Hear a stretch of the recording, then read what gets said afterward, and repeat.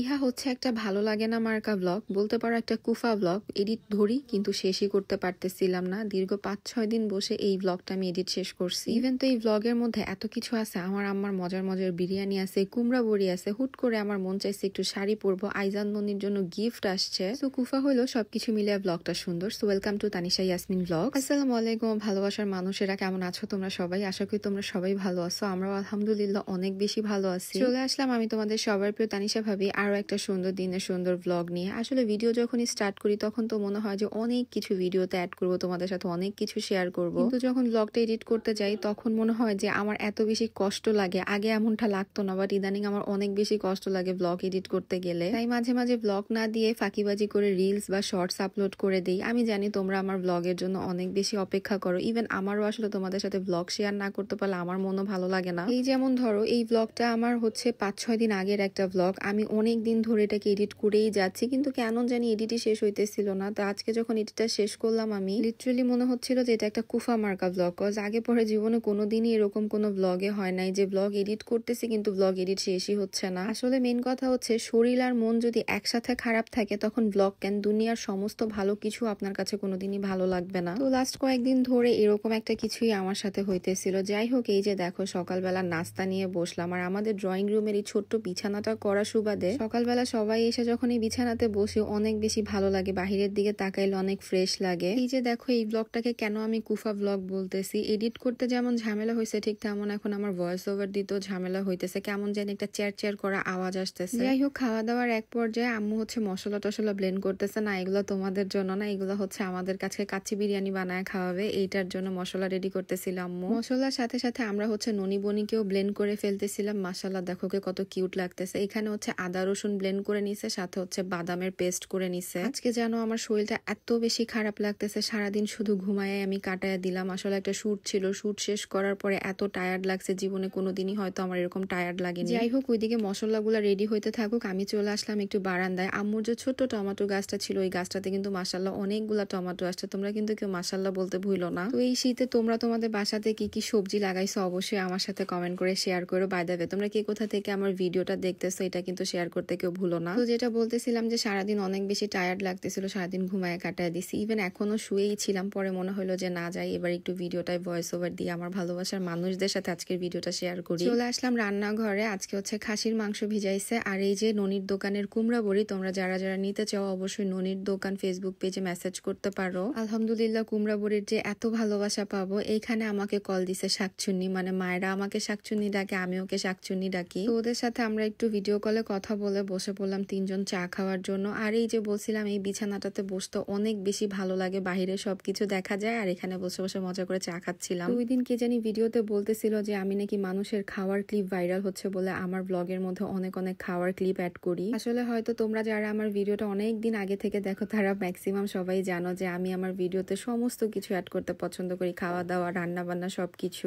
যাই হোক, মানুষ যা দেখে ওটাই মনে রাখে, পরেরটা ভুলে যায়। তো এখানে হচ্ছে বিরিয়ানি রান্নার জন্য সমস্ত কিছু রেডি করতেছিল। ভিডিওটা যেহেতু অনেক দিন আগের, আমার আসলে অত কিছু মনে নাই। ওখানে আস্ত কিছু মশলা দেওয়ার পরে আদা বাটা, রসুন বাটা, দেন বাদাম বাটা, এরপরে দিয়ে দিল মরিচের গুঁড়া। আর আস্ত মশলাতে কি কি দিয়েছে সেটার জন্য অবশ্যই তোমরা ননি ফ্যামিলি ব্লগসে আম্মুর রেসিপি শেয়ার করা আছে, ওইটা তোমরা দেখতে পারো। তো এরপরে এখানে টক দই দিয়ে দিচ্ছে, দেন বেরেস্তা দিয়ে সুন্দর করে এবার খাসির মাংসটাকে মেরিনেট করে রেখে দিব অনেকক্ষণের জন্য। আসলে আমাদের প্রিপারেশন ছিল যে আমরা দুপুরবেলা রান্না করে খাওয়া দাওয়া করবো, পরে আর সেটা হয় নাই। তো এই ফাঁকে আমার ভাবি গোসল করে এসে আমাকে বলতেছে যে আজকে এই শাড়িটা পরার জন্য। আসলে আমারও অনেকদিন ধরে শাড়ি পরতে ইচ্ছা করতেছিল, বাট পাতলা শাড়িগুলো তো সব খিলগার বাসাতে। তো পরে আমার ভাবি নিজে থেকে আমাকে এই শাড়িটা দিল, আর আমিও চিন্তা করতেছিলাম যে হ্যাঁ এই শাড়িটা পরলে আমাকে অনেক ভালো লাগবে। তাই চটপট করে গোসল টোসল করে চলে আসলাম তোমাদের সামনে। আর এক ফাঁকে ঝটপট করে আমি আজকে শাড়িও পরে ফেললাম। আমি জানি ব্লাউজটা ম্যাচ করে নাই, না করুক কোনো সমস্যা নাই, আমি তো আর বাহিরে যাইতেছি না, বাট এখন মনে হচ্ছে এই ব্লাউজটা পরে আমার কাছে অনেক বেশি কমফোর্টেবল লাগতেছিল। আর এই ব্লগটা ছিল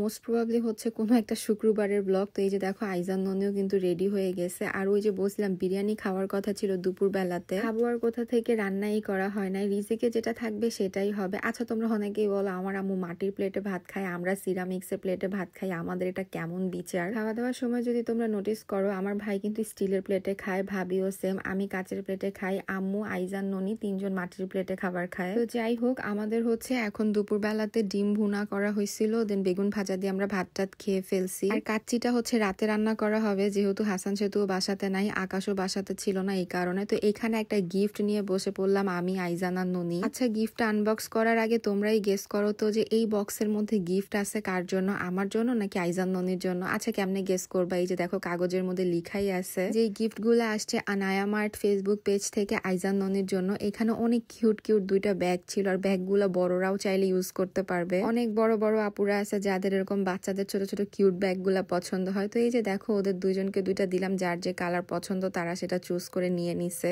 এন্ড এরপরে তারা একটু মডেলিং করে দেখাইতেছিল। দেখো ব্যাগগুলো কিন্তু অনেক বেশি কিউট হয়েছে। Thank you so much Anaya মার্টের আপুকে, আসলে আইজান ননি ব্যাগ দুটো অনেক বেশি পছন্দ করছে। এরপরে হচ্ছে হাসান সেতু আইজান ননিকে নিয়ে একটু বাইরে গেছিল। এরপর ওর আসার সময় আবার ঝালমুড়ি নিয়ে আসছিল, বাট ঝালমুড়িটা খাইতে একদমই মজা লাগতেছিল না। ঝালমুড়ি খাইতে যেয়ে ঘরটার পুরো নোংরা করে ফেলছিলাম। পরে আমি উঠে একটু ঘরটা ঝাড়ু দিতেছিলাম, আর পেছন থেকে আইজান বলতেছিল আমি তোমার চুলগুলো তো ছোট ছোট মনে হচ্ছে। আর এই ভিডিও ক্লিপস গুলা হচ্ছে ননির নেওয়া, তখন যে কি ভিডিও নিছে আমি নিজেও জানি না। আর এই যে দেখো আমার আম্মু কিন্তু তোমাদের জন্য অনেক কষ্ট করে কুমড়া বড়িগুলা শুকাইতেছিল। আচ্ছা, আমি যদি আমার চুলগুলো এত ছোট ছোট করে কেটে ফেলি কেমন হবে বলো তো? সো ফাইনালি কিন্তু আমাদের কাচ্চি বিরিয়ানি চুলায় চড়ে গেছে, মানে দমে চলে গেছে। তো আম্মু ওদিকে বিরিয়ানিটা চুলায় বসায় দিছে, কজ এখন বাসাতে সবাই চলে আসছে। আর আমিও চলে গেছিলাম ড্রেস চেঞ্জ করার জন্য। সারাদিন কিন্তু আজকে আমি শাড়ি পরেই ছিলাম। তো এরপরে শাড়িটাকে সুন্দর করে ভাঁজ টাচ করে রেখে দিতেছিলাম। এই ফাঁকে আমাদের বিরিয়ানিও রেডি হয়ে গেছে। দেখো তো বিরিয়ানিটা কেমন হয়েছে। আর বিরিয়ানিটা যখন এরকম করে আনবক্স করা হয়, মানে এরকম করে খোলা হয়, এইটার জন্য আমাদের বাসার সবাই আমরা এসে দাঁড়ায় থাকি যে দেখবো বিরিয়ানির লুকসটা কেমন হয়েছে। যাই হোক, আলহামদুলিল্লাহ মাশাআল্লাহ বিরিয়ানিটা খেতে অনেক মজা হয়েছিল। তোমাদের কাছে কেমন লাগলো অবশ্যই কমেন্ট করে জানাও। সো ইয়েস, ফাইনালি আমি আমার কুফা ব্লগটা তোমাদের সাথে শেয়ার করতে পারলাম। আশা করি তোমাদের কাছে ভালো লাগছে। আজকের জন্য এইটুকুই, দেখা হচ্ছে সামনের ভিডিওতে। সবাই ভালো থাকো, সুস্থ থাকো। আজকের মতো আল্লাহ হাফিজ।